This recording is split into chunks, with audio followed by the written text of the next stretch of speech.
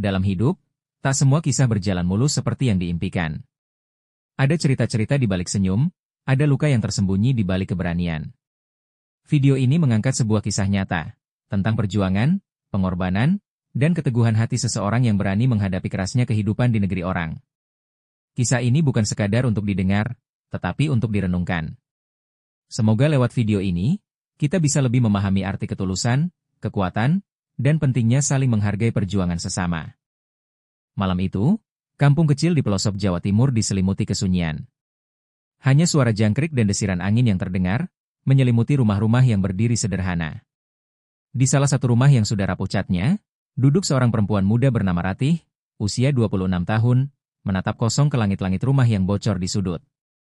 Di pangkuannya, tertidur pulas anak sematawayangnya yang baru berusia 4 tahun, Dina. Ratih baru saja pulang dari sawah, setelah seharian bekerja sebagai buruh tani.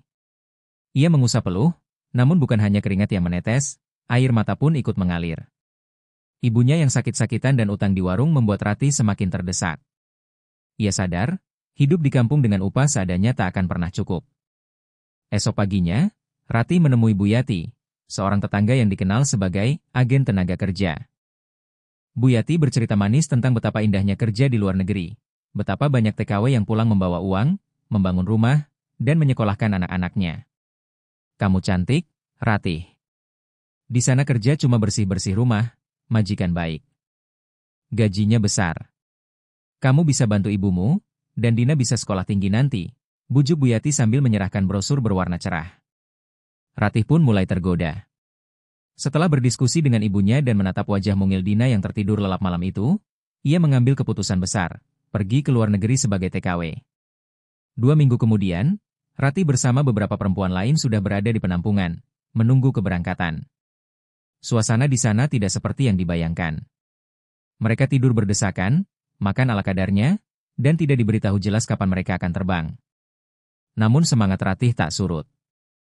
Aku harus kuat. Demi Dina. Demi ibu. Aku ingin pulang nanti membawa harapan, bukan air mata, bisiknya dalam hati. Hari keberangkatan pun tiba. Dengan tas kecil di tangan dan doa panjang dari bibir ibunya yang menangis di terminal bus, Ratih melangkah ke negeri orang dengan sejuta harapan.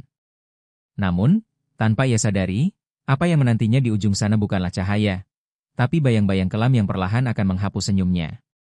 Langit bandara di negeri timur tengah menyambut Ratih dengan terik menyengat dan bahasa asing yang tak dikenalnya. Di matanya yang lelah, masih tersimpan harapan.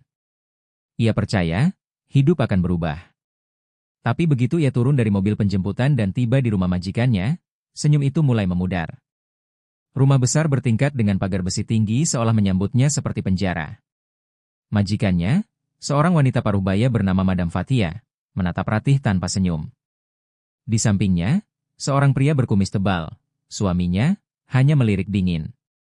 Ini kamarmu, kata Madam Fatia dengan nada datar sambil menunjuk ke sebuah ruangan sempit di bawah tangga. Tanpa jendela, tanpa kipas, hanya kasur tipis dan ember kecil di pojok. Ratih mencoba menenangkan diri. Mungkin ini hanya awal. Mungkin mereka akan baik nanti, pikirnya. Tapi harapan itu mulai retak sejak hari pertama. Ia bangun pukul 4 pagi dan langsung disuruh bekerja, mengepel, mencuci baju dengan tangan, memasak, membersihkan 3 lantai rumah, merawat anak majikan yang temperamental, dan tak boleh istirahat hingga jam 11 malam. Tak ada hari libur. Makan hanya sisa makanan majikan. Tidur hanya 3-4 jam per hari. Ponselnya disita, dan setiap kali mencoba bertanya soal gaji, Madam Fatia langsung membentaknya. Kamu kerja dulu yang benar. Gaji nanti, kalau sudah pantas. Hari demi hari, tubuh Ratih makin kurus. Tangannya luka karena deterjen keras, kakinya melepuh karena selalu berdiri. Ia mulai batuk terus-menerus, tapi tak diizinkan ke dokter. Surat perjanjian kerja yang dijanjikan di Indonesia tak pernah ada. Ia seperti budak tanpa hak. Suatu malam, ia memberanikan diri meminta izin menelepon ibunya. Tapi bukannya pengertian, majikannya justru menamparnya. Kamu di sini bukan untuk merengek. Kalau tidak mau kerja, saya kembalikan ke agen dan kamu bayar semua biaya tiket dan penampungan. Ratih hanya bisa menangis diam-diam di balik pintu kamarnya yang terkunci dari luar. Ia ingat wajah Dina.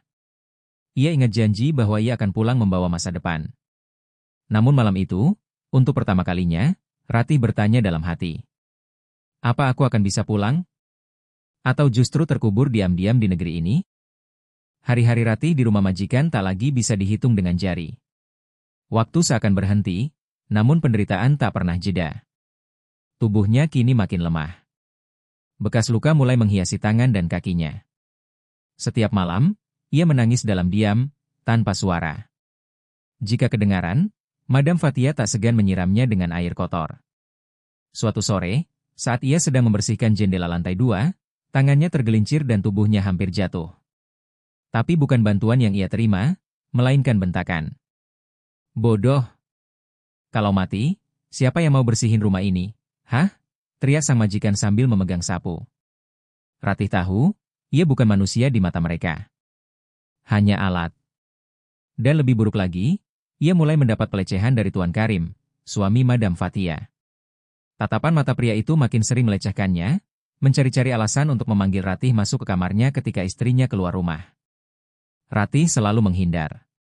Tapi setiap penolakan dibayar mahal, disiram air panas, dikurung di kamar mandi, atau dibiarkan tidak makan seharian. Kamu kerja di sini harus tahu diri. Aku bisa kirim kamu ke padang pasir kalau mau, ancam Tuan Karim suatu malam. Ratih mulai ketakutan setiap malam tiba.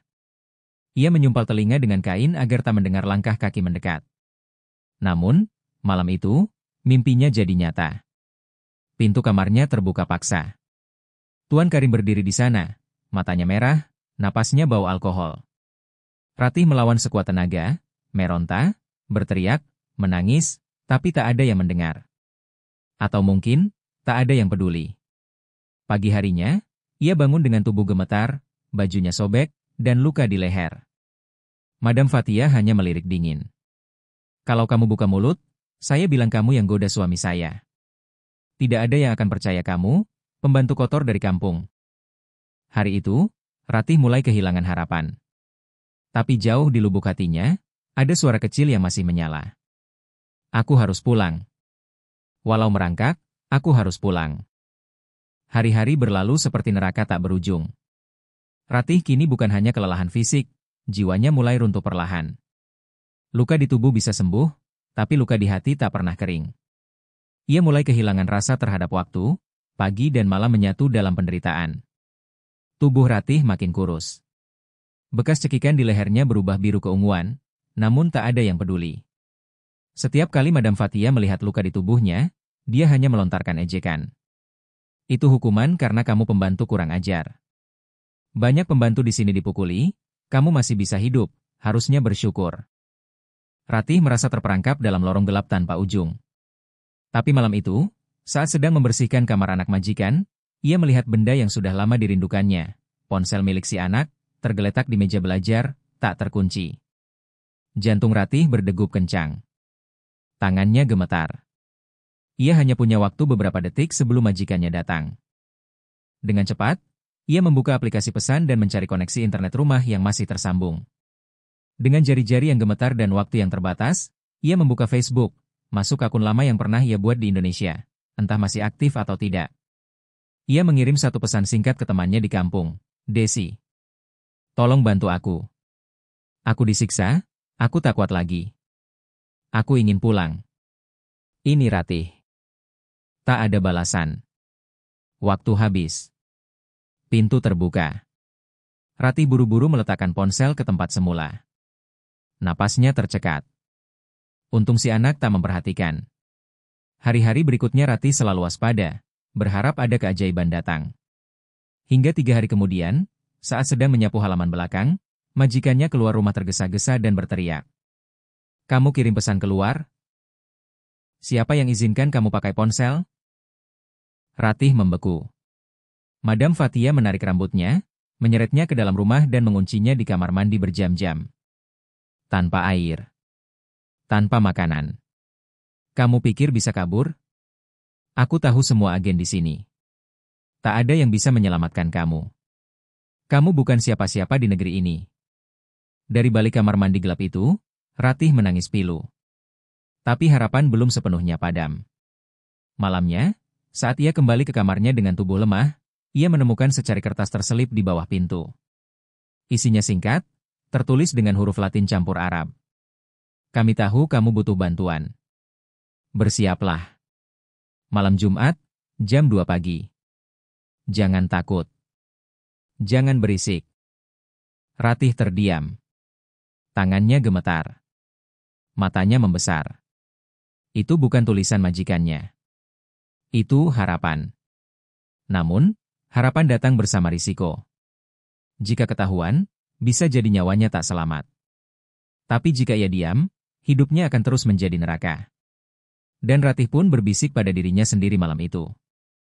Aku akan kabur. Meski harus berlari dalam gelap. Aku harus pulang atau mati. Langit malam membentang sunyi di atas kota asing itu. Waktu menunjukkan pukul 1.45 dini hari. Ratih belum bisa tidur. Keringat dingin membasahi pelipisnya, padahal udara di dalam kamarnya dingin menusuk. Kertas kecil bertuliskan pesan misterius itu kini tergenggam erat di tangannya. Detik demi detik berlalu. Dalam keheningan, ia bisa mendengar suara detak jantungnya sendiri, berlomba dengan ketakutannya. Ia sudah menyiapkan tas kecil berisi satu pasang baju, fotokopi paspor yang ia sembunyikan, dan selembar foto kecil anaknya, Dina. Pukul 2 tepat. 3 ketukan pelan terdengar dari arah pintu belakang rumah. Ratih menahan napas. Ia mengintip dari celah tirai. 2 sosok berpakaian hitam berdiri di luar pagar, satu di antaranya perempuan berhijab yang ia kenal samar, Rima, TKW dari Indonesia yang pernah dia temui sebentar saat belanja bersama Madam Fatia ke pasar. Tanpa banyak pikir, Ratih membuka pintu belakang dengan hati-hati. Ia melangkah pelan, seolah meninggalkan seluruh hidupnya di balik pintu itu. Tapi baru 3 langkah, tiba-tiba terdengar suara keras dari arah lantai atas. Hei! Kamu mau kemana? Tuan Karim berdiri di balkon, matanya merah marah. Sirene bahaya dalam tubuh Ratih langsung menyala. Ia berlari sekuat tenaga, tanpa menoleh. Kedua orang yang menjemputnya ikut menarik tangannya dan mereka menyusuri ganggang sempit, berlari dalam gelap, menembus malam. Teriakan majikan makin samar. Tapi ketakutan tak pergi. Setelah hampir 20 menit berlari, mereka tiba di sebuah rumah kecil di pinggiran kota, nyaris tersembunyi. Rima menarik Ratih masuk dan langsung mengunci pintu. Kamu aman di sini. Untuk sementara. Ratih menangis sejadi-jadinya. Tak percaya ia bisa lolos. Rima memeluknya, mencoba menenangkan. Malam itu Ratih tidur di lantai dingin, tapi hatinya lebih hangat dari yang pernah ia rasakan dalam beberapa bulan terakhir. Besok pagi, Rima mempertemukannya dengan seorang relawan LSM Perlindungan Pekerja Migran yang tinggal di negara itu. Namanya Iman, pria lokal yang fasih berbahasa Indonesia. Kami tahu banyak TKW yang mengalami ini. Tapi tidak semua selamat. Kamu termasuk yang berani. Sekarang, kita akan urus pengaduan resmi ke KBRI. Hati Ratih seperti disiram cahaya. Tapi perjalanannya belum berakhir. Pihak majikan sudah melaporkannya sebagai pembantu kabur dan pencuri, sebuah tuduhan palsu yang sering dipakai untuk menghalangi TKW meminta perlindungan hukum. Jika tidak hati-hati, Ratih bisa ditangkap polisi. Ini baru permulaan, Ratih. Tapi kita akan bantu. Kamu tidak sendiri. Di tengah tekanan dan ancaman, ada seberkas cahaya yang mulai muncul. Tapi jalan menuju pulang masih panjang. Ia harus bertarung, bukan hanya untuk kebebasannya, tapi untuk menuntut keadilan. Dan Ratih bersumpah dalam hatinya. Aku tidak akan diam. Luka-luka ini harus didengar dunia. Ratih duduk di kursi ruang tunggu KBRI dengan tangan gemetar. Di sekelilingnya, beberapa perempuan lain tampak diam, menunduk. Mereka semua punya cerita. Tapi hanya sedikit yang cukup berani untuk bicara. Hari itu, dengan didampingi Iman dan Rima, Ratih resmi membuat pengaduan. Ia menceritakan semuanya, pelecehan, pemukulan, kerja paksa, penyiksaan psikologis. Petugas KBRI merekam pengakuannya dan memfoto bekas luka di tubuhnya sebagai bukti. Kamu tidak perlu takut. Ini adalah langkah penting. Kami akan proses tuntutanmu dan memulai mediasi dengan majikan. Jika mereka menolak, kami akan bantu bawa ke pengadilan, kata salah satu petugas. Namun, perjalanan mencari keadilan di negeri orang tak semudah mengadu di tanah sendiri. 2 hari setelah laporan dibuat, pihak majikan datang ke KBRI. Mereka membantah semua tuduhan. Bahkan Madam Fathia dengan lantang berkata, "Dia pembantu pemalas. Dia mencuri uang saya, kabur, dan buat cerita bohong. Lihat, saya punya bukti kamera." Rekaman kamera yang ditunjukkan dipotong sedemikian rupa agar menggambarkan Ratih sebagai pelanggar. Tapi pihak KBRI tak langsung percaya. Mereka tahu modus seperti ini sudah sering terjadi. Sementara itu, Ratih hanya bisa menangis. Perutnya sakit karena stres dan trauma. Ia muntah-muntah setiap pagi, seperti tubuhnya tak tahan lagi memikul beban. Di penampungan sementara milik KBRI, Ratih berkenalan dengan banyak TKW lain yang punya kisah serupa, bahkan lebih buruk. Ada yang diperkosa majikan lalu dipenjara karena dituduh selingkuh. Ada yang dipasung karena mencoba kabur. Mereka saling menguatkan, saling peluk dalam duka yang tak semua orang tahu. Ratih mulai menulis. Setiap malam, ia tuangkan kisahnya dalam lembar-lembar kertas. Tentang Dina, tentang ibunya, tentang mimpi yang rusak, dan tentang luka yang membekas. Kalau suatu hari aku bisa pulang, aku ingin ceritaku didengar. Aku ingin perempuan-perempuan di kampung tahu bahwa tidak semua janji agen itu benar. Hingga akhirnya, kabar baik datang. KBRI menyatakan siap membantu Ratih pulang tanpa perlu menunggu hasil sidang mediasi. Mereka akan mengurus pemulangan aman karena dinilai ada ancaman serius dari pihak majikan.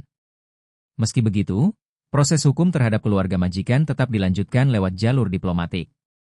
Hari keberangkatan ditetapkan. Tapi Ratih menolak pulang diam-diam. "Saya ingin bicara ke media. Saya ingin wajah saya dilihat. Biar orang-orang tahu saya bukan hanya angka di berita." Ratih tampil dalam siaran langsung salah satu kanal media lokal. Wajahnya tampak pucat, namun sorot matanya menyala. "Saya Ratih, buruh migran dari Indonesia. Saya bukan budak. Saya perempuan, saya ibu, saya manusia. Dan saya menuntut keadilan." Video itu viral di kalangan diaspora Indonesia. Ribuan komentar mengalir, dukungan menguat.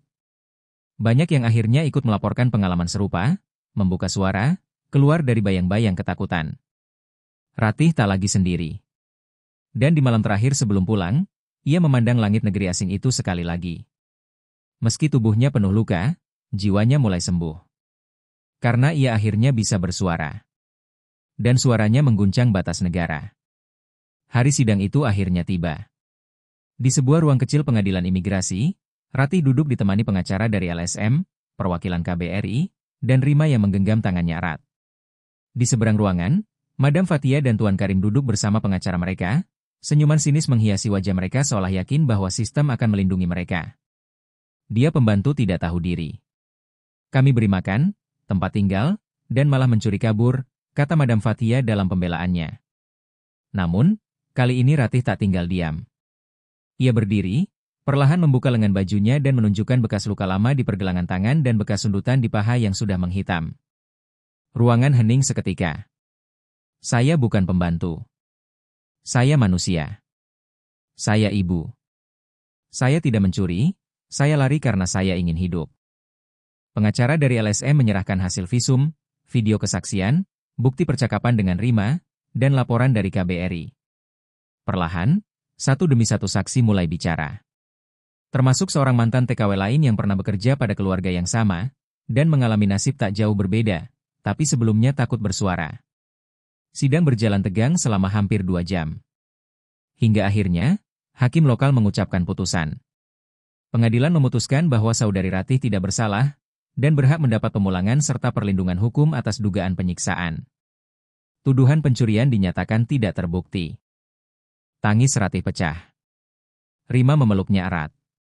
Untuk pertama kalinya dalam waktu yang lama, Ratih merasa hidup.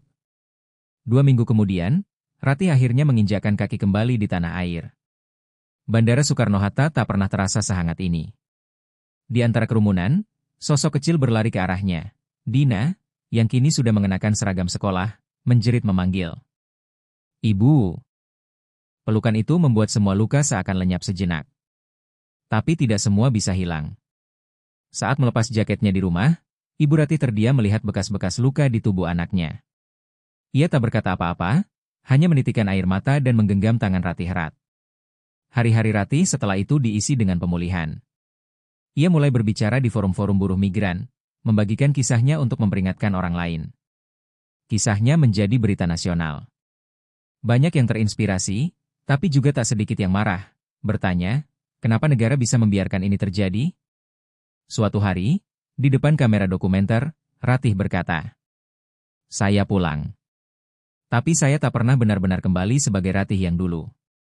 Luka di tubuh saya sembuh, tapi di hati saya masih berbekas. Tapi saya akan terus bicara. Karena saya tahu, masih banyak Ratih lain yang belum pulang." Dan dari kampung kecil di Jawa itu, Ratih melanjutkan hidupnya, dengan tubuh yang pernah disiksa, jiwa yang pernah dirampas, tapi semangat yang kini jauh lebih kuat dari siapapun yang pernah menindasnya.